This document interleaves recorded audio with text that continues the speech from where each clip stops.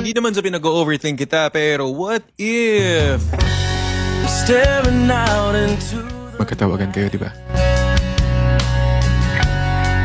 Magkausap kayo online, di ba? the pain.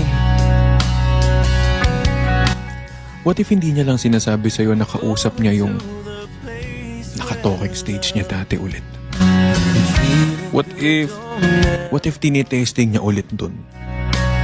What if dalawa kayong kausap niya ngayon? You feel Tapos hindi niya lang sinasabi sa'yo, baka mas nagugustuhan niya na ulit yun. I'm going home back to the place where I've Paano mo naman malalaman ang ganda-ganda ng trato sa'yo? always been enough. Paano mo naman malalaman lagi kang kausap sa call, di ba? Pero call lang yun. I'm not running from Pwedeng chat, no thing pwedeng message. you're wrong.